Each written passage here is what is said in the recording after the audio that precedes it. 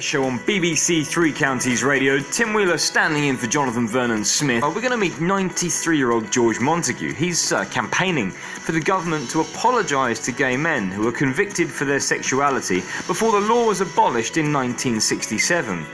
Mr. Montague, George, he's the author of The Oldest Gay in the Village, and he was convicted himself in 1974 of gross indecency with a man. Well, he believes the government's offer of a pardon for those convicted is not good enough, and instead, he would like a formal apology. I will not accept a pardon. To accept a pardon means you accept that you were guilty. I was not guilty of anything. I was only guilty of being in the wrong place at the wrong time. My name was on the queer list, which the police had in those days. And I will not accept a pardon. Well, I'm very pleased to say we'll be joined by George in just a few moments. I'd like to hear from you whether you think the government should apologise to gay men like George Montague. You can call 03459 455 555 with your story. So, as Dr. Hour, we're going to meet 93-year-old George Montague. He's campaigning for the government to apologise to gay men who were convicted for their sexuality before the law was abolished. In 1967, the Sexual Offences Act decriminalised private homosexual acts between men aged over 21 in England and Wales, but the law was not changed in Scotland until 1980, or in Northern Ireland until 1982. Well, George is the author of The Oldest Gay in the Village, and he was convicted himself in 1974 of gross indecency with a man. He believes the government's offer of a pardon for those convicted is just not good enough, and instead he would like an apology. Listen to what he has to say, and I'll be really keen to get your response. If you've got a story to share with us this morning, 03459 programme. George. Good morning. Thank you so much for being with us. I was doing some maths this morning, George, and I have to say it's not my strong point, but I understand you were becoming a teenager. It must have been the late 1930s. Is that about the time when you realised that you were gay? Oh, no, not at all. No, not until I was nearly 30. Oh, really? So Yep. not until you were 30 years old. And In all these things, it's best to go right back to the very, very beginning. And what I want to do is to go back to 1875. Okay, take us back Oscar Wilde and Bosie were being a little bit affectionate with each other. People didn't like it, and they brought in the law of gross indecency. That is the nigger in the woodpile. That should never have been done. It only applied to gay men. Anybody else could do whatever they liked in doorways, in passageways, in the back of their car. But gay men were not allowed to touch each other, let alone fall in love with each other. Which is, in my opinion, gay men are born only able to be in love and fall in love with another man. That's what we've discovered. Well, I'm very encouraged with all the publicity and all the acceptance now of what everybody used to make fun of, including gay people. Transgender. They weren't sympathetic. They didn't understand. Now we're beginning to. Well, it's just like us. It's wonderful, George. We're born that way. If someone is born a paraplegic, how can you make him a criminal? George, I absolutely agree, and if I could just say, George, that the gay friends that I have had the benefit of coming out in a society where thankfully the majority of people accept homosexuality as a completely normal thing, and of course we now have so many examples in public life of gay people. It's very different, of course, when you were a young man. So you were in your 30s when you realised you were gay. Can you explain to us listening this morning, what was that experience like? How did you realise you were gay? And what did you think at that time when you realised that your sexuality was something that was not accepted by the wider public? Take us back to that time. Well, when you grow up, in those days, it's so different, and it needs to be explained. Boys in those days had nothing whatever to do with girls until they were about 15, 16. We played about with each other. We didn't touch each other, but we relieved ourselves. And then as you get older, you think nothing of it, because that was what everybody did. And then I joined the forces, and then this is what happened. I knew nothing. I didn't know the word homosexuality. I knew nothing about homosexuality. I was sitting with my colleagues, corporals in the hut, and I heard the back end of a conversation. One of them said, "I've got one in my hut," and another one said, "I've got two in mine. Right. And if I catch them together, I'll cut their bollocks off." Oh, that was the George, first time in my life. George, at the age of about George, 21, 2 or 3, George, I realised there was such a thing as homosexuality. Okay, George, just to say, if we moderate some of our language this morning, because we may have some young ears listening. But it was at that time that you realised, you had no idea at the time that homosexuals existed. But can you remember what the feeling was like for you when you realised that you were a gay man in that world where homosexuals were not accepted? What was that feeling like for you internally? One of the most difficult parts of my life. I was running my own business at the time, employing a lot of men. I knew that if I didn't do something to show that I wasn't gay, people would guess. I knew the only way out was to get married. So I found a wonderful woman. We talked about it.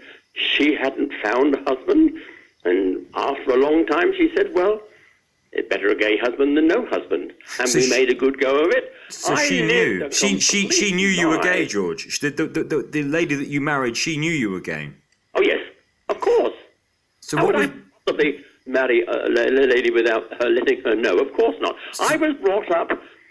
My character was formed, which everybody was in those days. In the Scouts, we were taught to help other people at all times, to be honest at all times, and never ever tell a lie. Or what's upset me in my life, for 50, 60 years of my life, I have lived a lie. So you were with this lady, George. Nobody knew, but I did it so successfully with 3 children, 3 grandchildren. You had 3 children? Oh, yes. With this lady?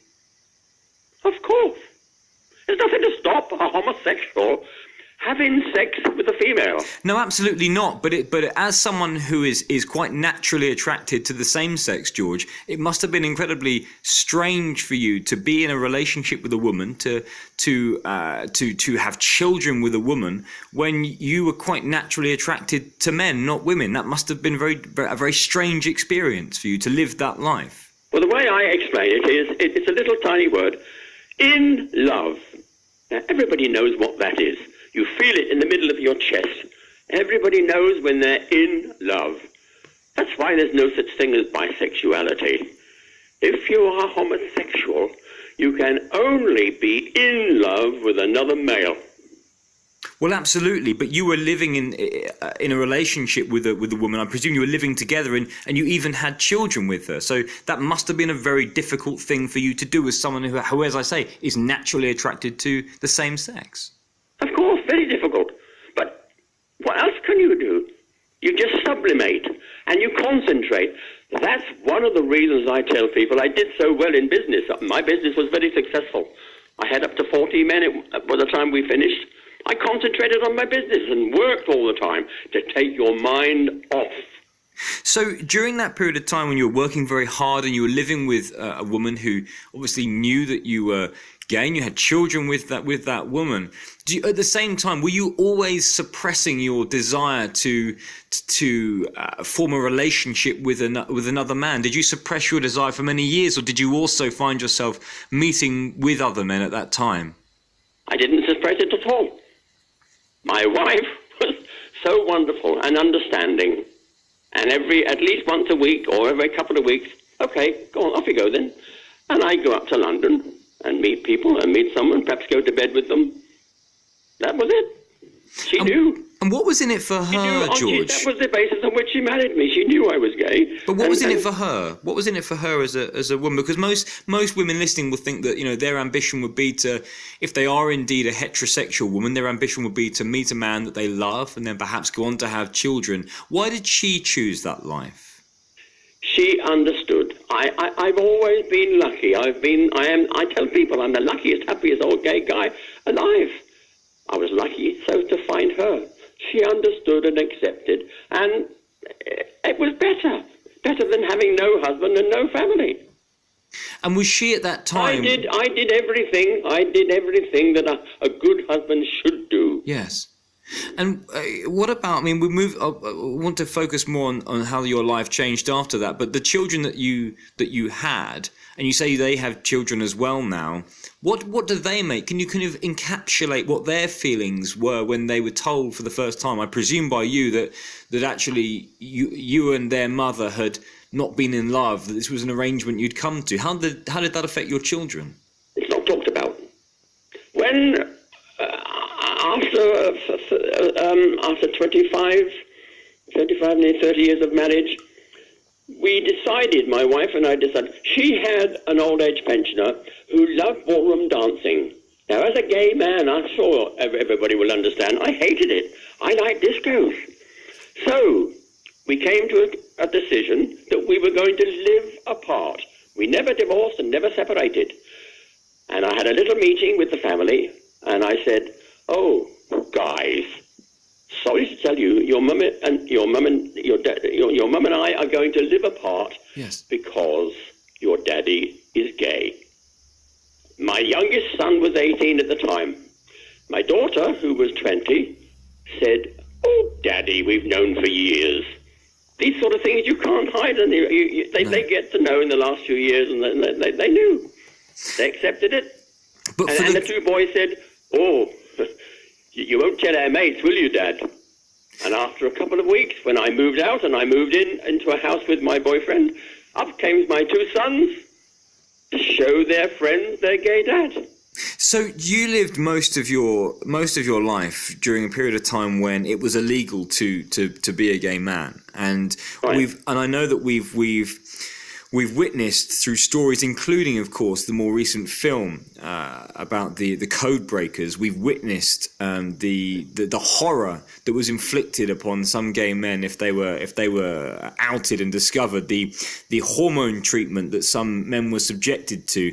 Without going necessarily into any particularly very sexual details, I understand that you did find yourself falling foul of the law at one time in your life because of your sexuality. Of course. Yes, but what I want to concentrate on is what's made me angry is all people are talking about pardons. That's what's made me angry. I am never going to accept. Why should we? That, as I said, that law was wrong. There never should have been a law of gross indecency. No. And if there's no law, there's no crime. How can you pardon people who never committed any crime? What I want, and this I'm concentrating on, is posthumous apologies, going right back to Oscar Wilde. And George, shouldn't he have a posthumous apology? Well, I completely agree. Alan Turing as well. They're talking about him, and it's not right. But George, he should have an apology. And I'll be very interested to follow, because I know you're going to petition the government about this, and I'll be very keen to see what they have to say. Can you, as a man that lived most of your life with a sexuality that was quite, as you say, wrongly deemed to be illegal and wrong, can you tell us what it was like for you when the legislation was changed, and when for the first time in your life, just to be you, to be a gay man openly, that was a legal thing to be? It must have been an amazing experience to go through that change in the law. Well, I've lived through it all, and I'm so lucky to have gotten to the age of 93. And the only thing that's made me angry is all this talk about pardons. That's what's made me angry. So, what is it that you'd like from the government now? Just so simple, a simple, straightforward, anonymous apology, starting from Oscar Wilde and Alan Turing. And my great friend, Lord Edward Montague. People may have forgotten, because he said to me, when I said to him, "You ought to have an apology." "Oh, George, a lot of people have forgotten about it. Let's let it lie." He died last year. He spent a year in prison. That makes me so angry. We need a posthumous apology for thousands of men that were caught by provocateurs. Now, they tell me they won't give me a pardon from my conviction because I was caught in a public toilet. So what? Public toilet. Why use the word public? It was a gents' toilet. In those days, constantly frequented by almost exclusively by gay men. Well, I think George... The public didn't bother. If they wanted to pee, they go behind the wheel of their car if they were travelling around of their vehicle, or they were at work. They didn't bother. Well, I think the fact, isn't it? The fact, isn't it, George, that we had a nowhere whatsoever that anyone.